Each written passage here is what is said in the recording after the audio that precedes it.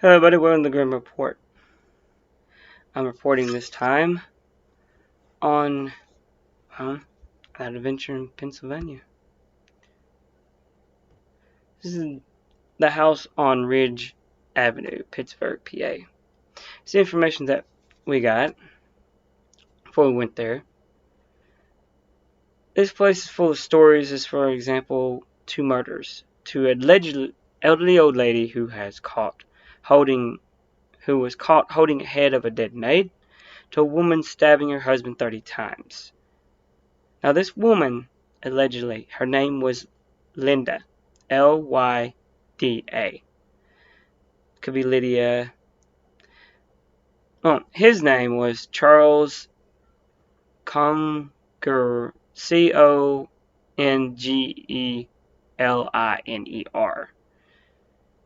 The story goes she was enraged and she went around town. She went around the house, said that she was going to let loose on her husband. So, the story went that she stabbed him 30 times. Now, this place at one time was considered the most haunted place in the United States. Even though she did not kill her husband, she killed their kid. Well, not just her husband, but she killed her kids as well. But that is a legend. None of it was even proven to be true.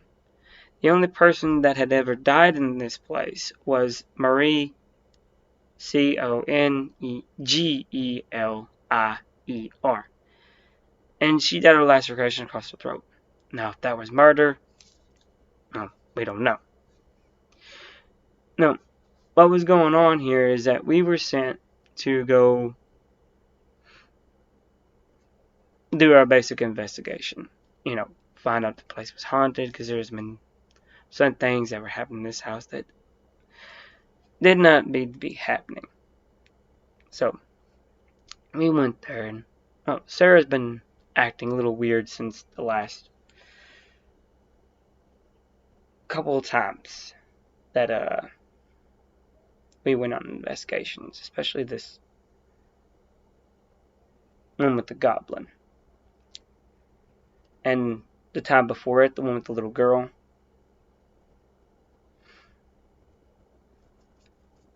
Well, ever since Alaska, when I nearly got my arm ripped off by that creature. Yeah, I still got the scars.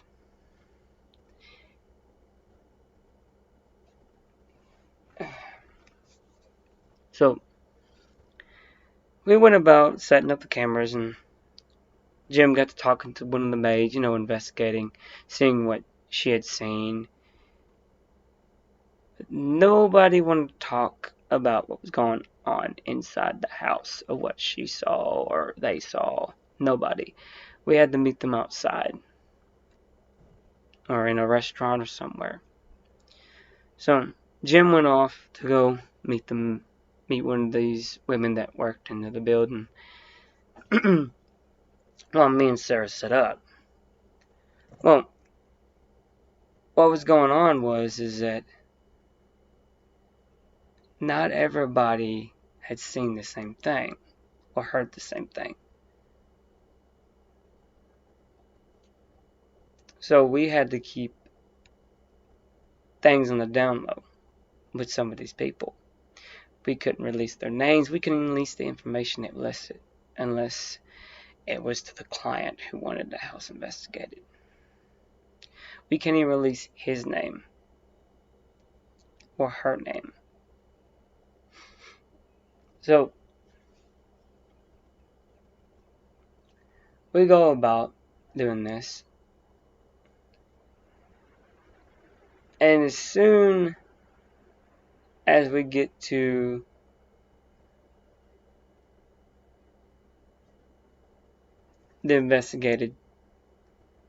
some investigated area around the kitchen where the old lady was seen carrying the head, we got a code spot, and nothing too far off the scale.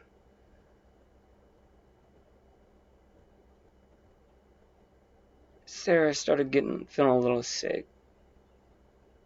She looked a little pale, so I walked over and asked her what's going on. She said, I just get this sharp pain. She said she just got this sharp pain on her throat. Like someone had pressed something up against it and slid across it. So, well, that's one of the things that we knew that was one of the things that was going on. Is that, yeah, one of the ladies her throat was slit. She's the only one that died in the house.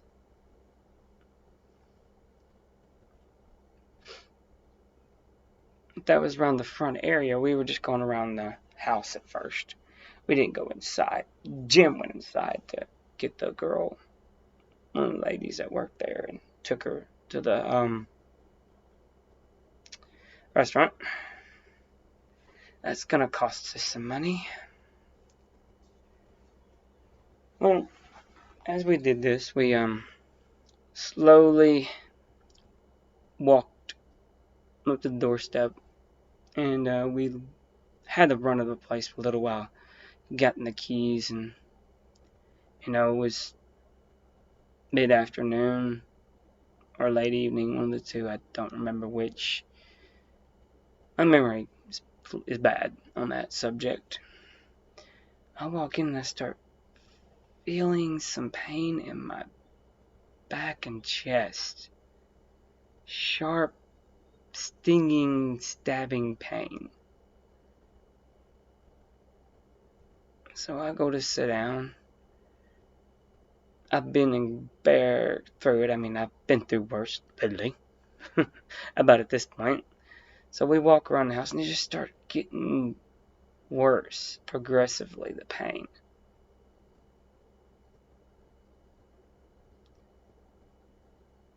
So, I guess I still been and bear through it. Investigate the house a little more. And then we do the run through. We put up the cameras. We go around doing the EVP sessions and whatnot. Still, the pain persists.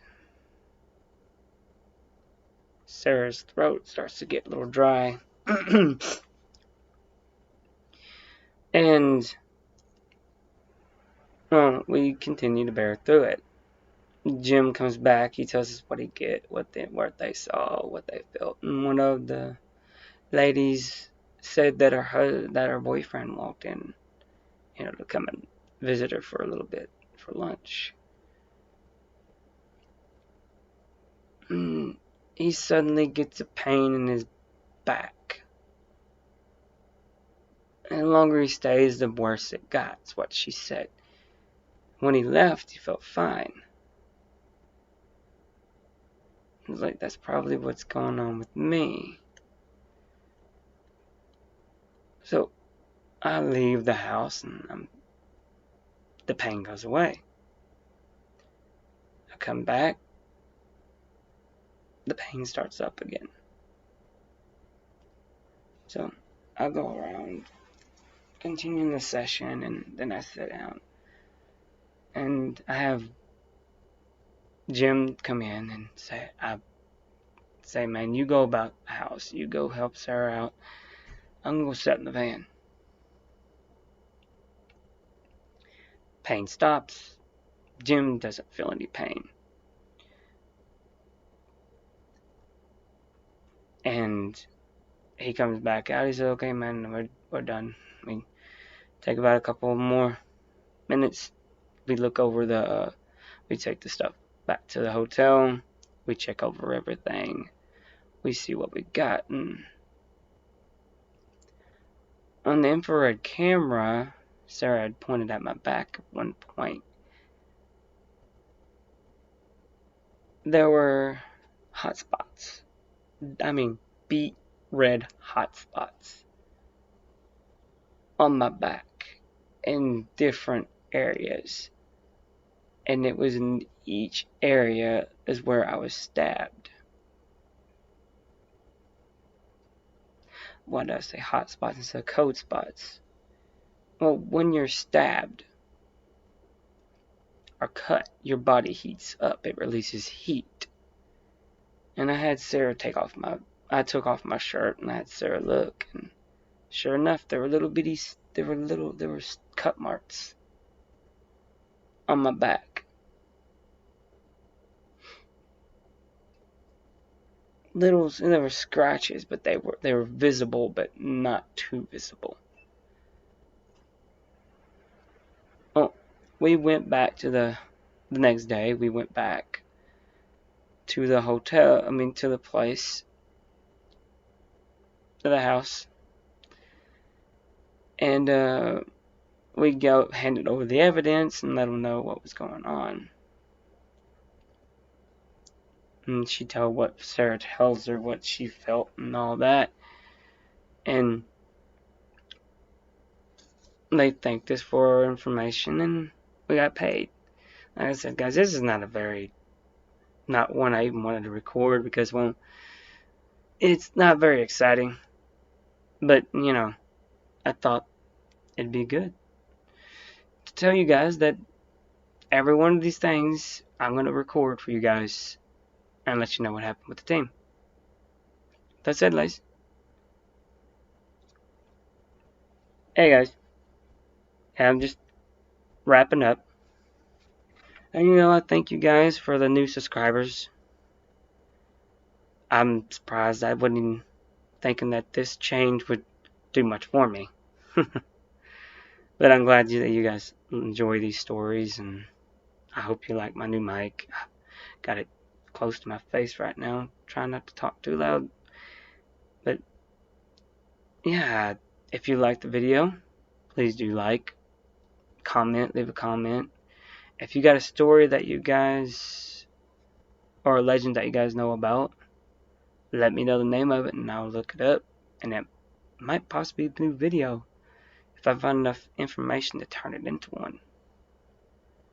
I don't want your stories. This is that type of thing. This is just kind of like a story time.